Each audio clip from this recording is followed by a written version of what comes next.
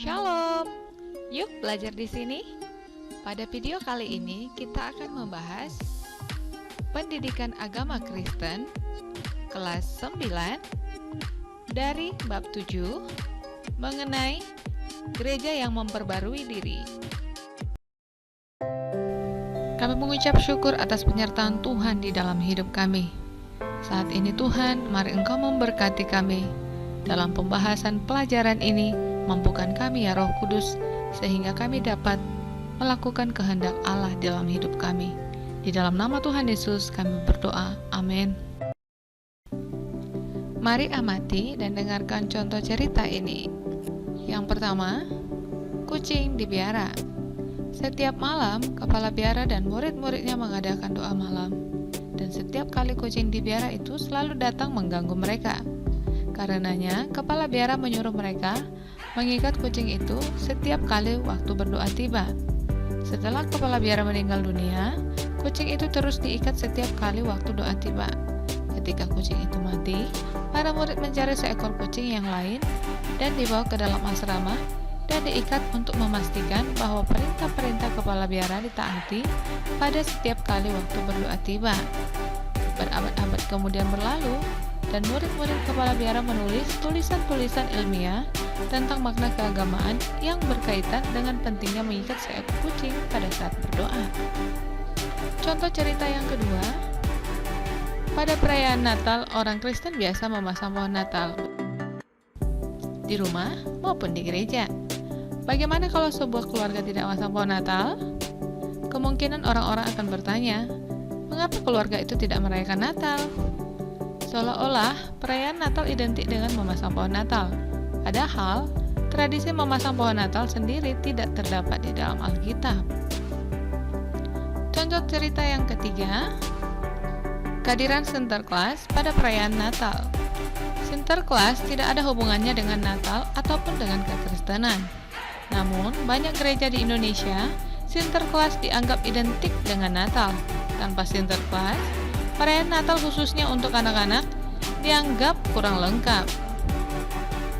Dari 3 contoh cerita ini, yang ingin ditekankan di sini ialah ada banyak tradisi dalam praktik agama yang ternyata terjadi secara kebetulan atau tidak disengaja. B. Gereja dan tradisi. Aktivitas yang menjadi kebiasaan yang diturunkan dari satu ke generasi lainnya disebut tradisi. Kata tradisi berasal dari bahasa Latin, yaitu traditio, yang artinya sesuatu yang diwariskan, sesuatu yang diturunkan kepada pihak penerus, atau kebiasaan.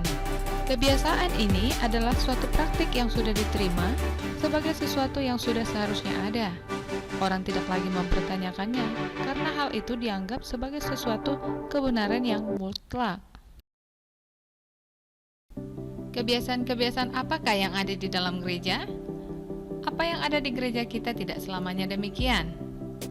Pada pelajaran bab 1, gereja perdana adalah gereja yang terbuka, gereja yang merangkul semua pihak yang tersingkirkan.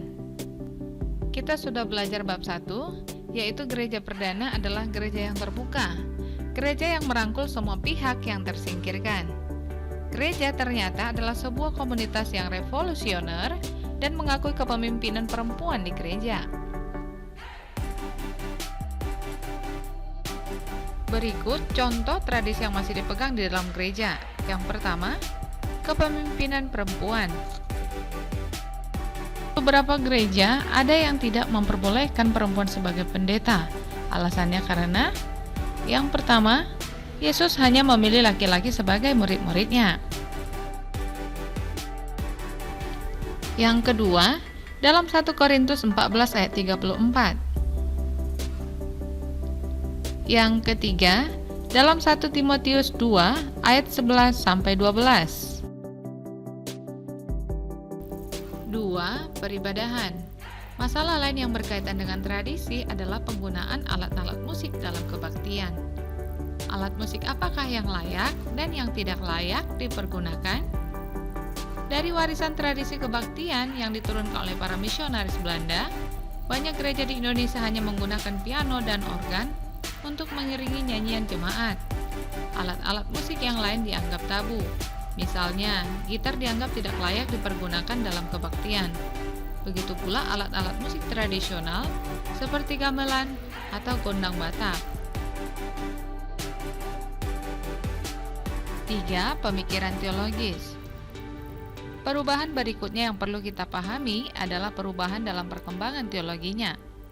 Banyak orang yang keliru memahami dan menganggap bahwa teologi datang sebagai wahyu dari Allah kepada manusia. Banyak orang tidak paham bahwa teologi atau ilmu tentang ketuhanan adalah hasil refleksi dan pergumulan iman manusia dengan konteksnya sehari-hari. C. Perubahan sebagai hukum kehidupan. Presiden Amerika Serikat John F. Kennedy pernah mengatakan, waktu dan dunia tidak diam saja. Perubahan adalah hukum kehidupan, dan mereka yang hanya memandang ke belakang atau ke masa kini pasti akan kehilangan masa depan.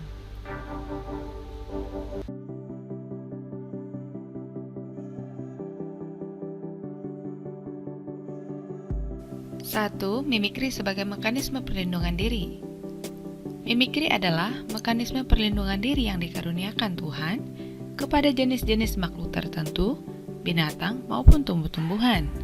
Dengan mekanisme ini, mereka dapat mempertahankan diri dari serangan-serangan musuh yang berbahaya dan menjaga kelangsungan hidup mereka dan keturunannya.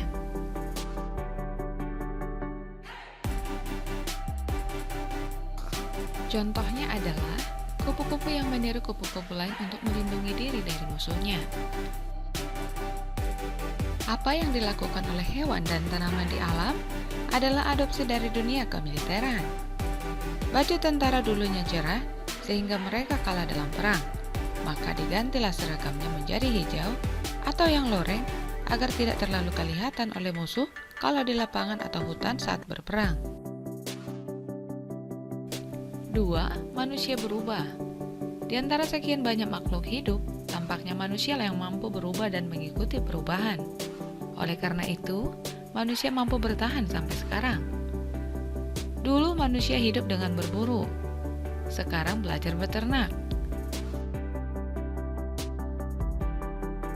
Dulu pakaian manusia seadanya, sekarang menyesuaikan dengan iklim. Dulu manusia belum bisa mengolah bahan bakar, sekarang bahan bakar diolah menjadi kebutuhan yang sangat penting bagi manusia. D. Umat Allah yang berubah. Umat Allah juga selalu berubah. Tuhan tidak ingin umatnya tetap hidup sama seperti dahulu. Karena zaman terus berubah, keadaan selalu berubah, maka gereja dan umat Allah pun harus ikut berubah agar mampu menghadapi dan bertahan dalam perubahan tersebut. Perubahan ini dikerjakan oleh Allah sendiri. Dalam kitab Yesaya, Tuhan Allah berkata demikian. Kata-kata ini disampaikan Tuhan Allah kepada bangsa Israel yang hidup di pembuangan di Babel. Mereka hidup merana dan menderita karena tinggal di negeri asing. Apa yang tampak di hadapan mereka seolah-olah padang gurun dan belantara saja. Tidak ada kehidupan. Namun, Israel tidak akan lebih lama lagi menderita. Tuhan akan membebaskan mereka. Tuhan akan menciptakan pembaruan, dan Israel yang dibebaskan akan menjadi Israel yang baru, umat Allah yang taat. Pembaruan yang dikerjakan oleh Allah sendiri, yaitu orang Israel dihimbau oleh Allah agar berubah.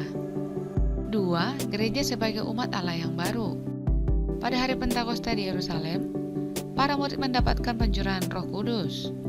Yang ketiga, gereja yang diperbaharui. Gereja diperbarui Allah melalui Martin Luther yang membuat gerakan reformasi di dalam gereja. 4. Pembaruan melalui gerakan Pentakostal. Gerakan Pentakostal yang melahirkan gereja-gereja Pentakosta dan karismatik. Gerakan Pentakostal muncul di Amerika Serikat pada tahun 1901 ketika Agnes Osman menerima karunia berbahasa roh di Topeka, Kansas. Gerakan ini muncul dari kelompok metodis ketika sejumlah orang merindukan kegairahan dan kesederhanaan dalam beribadah, karena ibadah gereja pada waktu itu menjadi sangat formal dan kaku. Sama seperti apa yang terjadi pada hari Pentakosta ketika gereja perdana terbentuk, Gereja ini juga menekankan karunia-karunia roh yang dapat dimiliki oleh siapa saja. 5. Gereja yang terus memperbarui diri. Ada sebuah semboyan yang terkenal di kalangan gereja-gereja reformasi yang berbunyi Ecclesia Reformata, Ecclesia Semper Reformanda, atau yang biasa disingkat menjadi Semper Reformanda saja. Artinya, gereja yang diperbarui adalah gereja yang terus-menerus memperbarui dirinya. Demikian rangkaian penjelasan materi ini, semoga bermanfaat ya. Jangan lupa tekan tombol subscribe untuk up-to-date informasi video menarik lainnya. Tuhan Yesus memberkati.